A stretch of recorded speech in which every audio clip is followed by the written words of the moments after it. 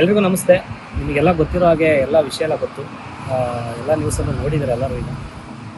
ಇದು ಉದ್ದೇಶಪೂರ್ವಕವಾಗಿ ಅಂತ ನಾವೇನು ಹೇಳೋದು ಬೇಕಾಗಿಲ್ಲ, ಅಲ್ಲೇ ಗೊತ್ತಾಗ್ತಿದೆ. ಯಾಕೆಂದರೆ ನಾಳೆ ಸಿನಿಮಾ ರಿಲೀಸು, ಕಷ್ಟಪಟ್ಟು ಇಷ್ಟಪಟ್ಟು ಮಾಡಿರುವಂಥ ಸಿನಿಮಾ ಕುಲದಲ್ಲಿ ಕೀಳೋದು ಸಿನಿಮಾ ನಾಳೆ ಬೆಳಗ್ಗೆ ರಿಲೀಸು. ಅದು ರಾಜ್ಯಾದ್ಯಂತ ರಿಲೀಸ್ ಆಗ್ತದೆ.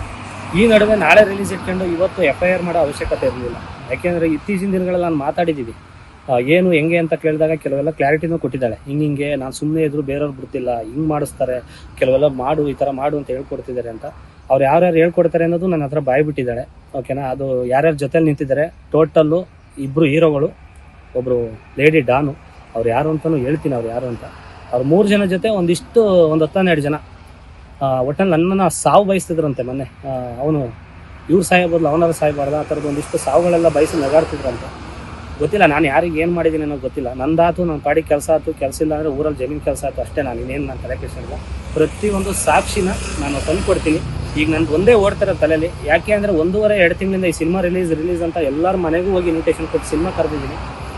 ಎಲ್ಲರೂ ಕೂಡ ಸಿನಿಮಾ ನಾಳೆ ಬಂದು ನೋಡ್ತಾರೆ. ಅದಕ್ಕೆ ಮೋಸ ಆಗಬಾರ್ದು. ಯಾಕೆಂದ್ರೆ ನಿರ್ಮಾಪಕರು ಎಲ್ಲಿಂದ ದುಡ್ಡು ತಂದಿರ್ತಾರೋ ಏನಾಗಿರ್ತಾರೋ ಅದು ಗೊತ್ತಿಲ್ಲ. ಬಟ್ ಇವರಿಗೆಲ್ಲ ಗೊತ್ತಾಗಲ್ಲ. ಅದು ಏನೋ ಒಂದು ಹೆಸರಾಳು ಮಾಡಿದರೆ ಇದು ಮುಗೀತು ಅಂತ ಅವ್ರ ಮೈಂಡ್ ಏನೋ ಗೊತ್ತಿಲ್ಲ ನನಗೆ. ಬಟ್ ಇದರಲ್ಲಿ ನನಗೆ ಕಾಣ್ತಿರೋದು ಒಂದೇ, ನನ್ನ ಫ್ಯೂಚರ್ ಜೊತೆ ಮೇಯ್ನ್ ನಿರ್ಮಾಪಕರು ಮತ್ತು ಡೈರೆಕ್ಟ್ರು ಕಷ್ಟಪಟ್ಟು ಒಂದು ಒಳ್ಳೆ ಸಿನಿಮಾ ಮಾಡಿದ್ದಾರೆ. ಅದು ನನ್ನನ್ನು ಹೀರೋ ಆಗಿ ಮಾಡಿ ಒಂದಿಷ್ಟು ಬಂಡವಾಳ ಹಾಕಿದ್ದಾರೆ. ಅವ್ರಿಗೆ ಮೋಸ ಆಗಬಾರ್ದು. ಅದಕ್ಕೆ ಇದ್ರ ಕಡೆಯಿಂದ ಯಾವುದೂ ಪ್ರಾಬ್ಲಮ್ ಆಗಬಾರ್ದು. ಇದೇನಿದೆ ಹುಡುಗಿದು ನಂದು ಏನಿದೆ ಪ್ರಾಬ್ಲಮ್ಮು, ಅದನ್ನ ಅತಿ ಶೀಘ್ರದಲ್ಲಿ ಸಾಕ್ಷಿ ಸಮೇತ ಕಾನೂನು ರೀತಿ ನಾನು ಇದಕ್ಕೆ ಕ್ಲಾರಿಟಿ ಕೊಡ್ತೀನಿ. ಎಲ್ಲರಿಗೂ ನಮಸ್ಕಾರ.